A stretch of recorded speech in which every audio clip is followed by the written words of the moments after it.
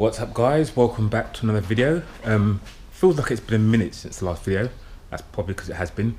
I've been forging ahead, as you can see. I have been busy. I haven't been documenting that much, so I thought I'd pick up the camera today just to give you guys a bit of an update. So I've stripped the Corrado down, taken all the doors, bonnet, tailgate, wings, etc, etc. Obviously engines and gearboxes are all out, so I could put on this rotisserie because it's time to get this centre tunnel in. So you can see a very big hole in the middle of the car there. So in terms of a bit of an update on the tunnel, this is the MR2 centre tunnel with the fuel tank underneath it. So all I've done so far is drill the holes for I'm going to spot weld it, cleaned off all the I forgot what it's called now, the sound deadening off it, and cut a very long story short, this section here it's double skinned, but it used to kind of come up and across. Now the issue with that is because this tunnel is considerably higher than the original Corrado one, I couldn't get the heater box in, so I've trimmed this down now. I've made up some panels to kind of go straight and down rather than kind of straight and up where it used to be, just so I can get the OEM heater box in, because I was thinking of junking it in the beginning, but now I do want one in for those cold days, just for simplicity, a bit of heat and to demist the windows. So I think it's more sense to have a heater than to not. Then I have again grounded down where it's going to sit on the floor pan and just covered it with some weld through primer. So the underneath of the tunnel has some weld through primer as well, so basically when it sits onto the floor pan, it's kind of going to be sandwiched in between this, so that will protect it. Otherwise any ingress of water and stuff is just going to rust that from the inside out. I will seam weld it along the bottom all the way around anyway, and on the top I'm just going to spot weld it just nice and neat, but this was a kind of a double layer of protection. I thought I'd do that. So tunnel obviously goes in here with a fuel tank in the middle, and then at the back here I'm going to put a surge tank with 2 fuel pumps in it, 1 for each engine, and I'm kind of building a little housing to go kind of straight round and box it in, because it will be quite close to the subframe at the back, but the subframe isn't moving anywhere, so it's okay. And if anything, it adds a bit of a crash barrier for it anyway. Ouch.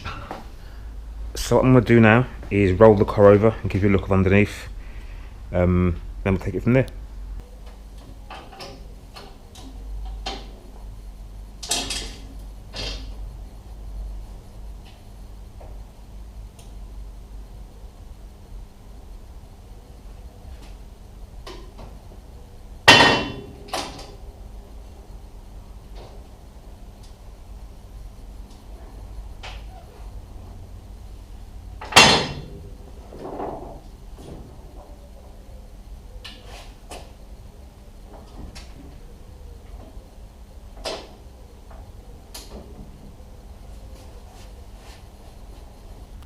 Okay, so I've started to remove, I'm a good way finished, all the underseal.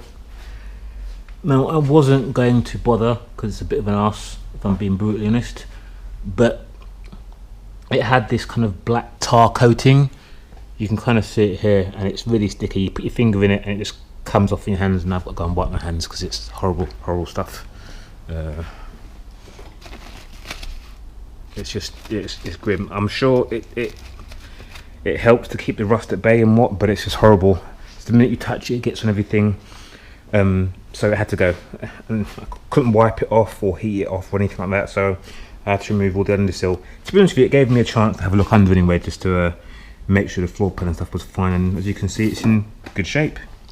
Even the seals are in good shape, to be honest with you. Jacking points are all good, so I was pleasantly surprised. But yeah, that's kind of, I don't know, about 70% finished. But I'm bored of doing that now, so I'm going to put the panel in, get that tacked in and in situ, then I can start as you can see, I've taken off all the kind of paint on this edge here so I can start to stitch weld it and get it in there. Obviously that will add a bit of rigidity to the shell as well, rather than having this big massive hole in the middle. So yeah, that's what I'm going to do now. So I'm going to roll it back on to its feet and get the tunnel in and show you from there.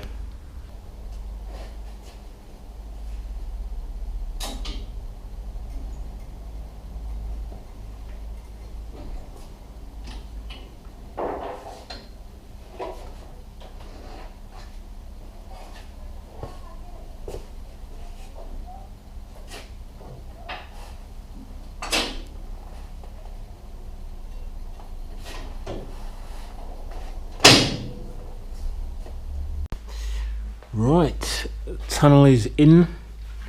What I've also done is I've just got some steel here just to act as like a spreader, and then I've got some roll cage tubing just to tie this tunnel into the cage. So I've got two at the front and also another spreader and two roll cage tubes just going to tie the roll cage into the tunnel. So what I'm going to do now is just tack all this in place, up there, down there, put a few tacks along each side that should hold the cage, that should hold the tunnel in. Then I can take the fuel tank out, and it should all hold in place. So then I can roll it over and start to stitch weld it underneath. So I'm going to crack on with tacking this in and I'll give you an update. Okay, so it's all tacked in now. It's in there nice and steady. I'm just going to show you now how tight the heater matrix is to actually get in.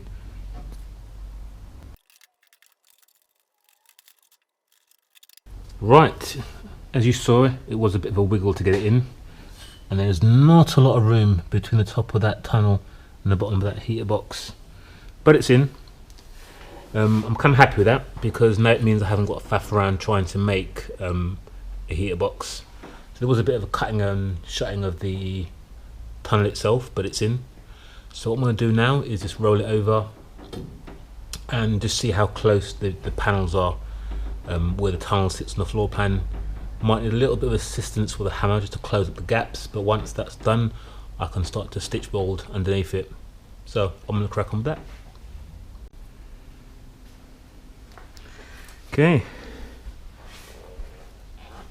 so this is part of the MR2 handbrake kind of assembly. So that one there and that one there hold the tank in, and then this one is a brace for the tunnel and part of the handbrake assembly. So there's another bar which goes along here which links into this and obviously pulls the cables. So I'll be utilising that as well for the handbrake. But other than that, all good.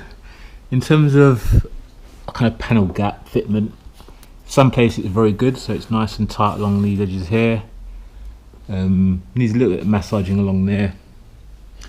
At the back it gets a little bit wonky, so what I might have to do is kind of just cut a relief cut out of that just to try and get it flat and flush. And then at the back here it kind of kicks up, so I just need to make a panel to close it out. But it doesn't look too bad. Once I've got majority of it stitch welded, top and bottom, then I know it's kind of in properly and it's not going to move. Then I'll finish these back sections here and kind of box in the surge tank, which is going to sit just behind the tank itself, and we should be good. This is kind of the final piece of the work on the shell to get done. Then the engines can go back in. I can finish up all the inlet and exhaust stuff, so fingers crossed start to make some good progress again. I have been somewhat slacking recently just with life in general, but we all have stuff to do.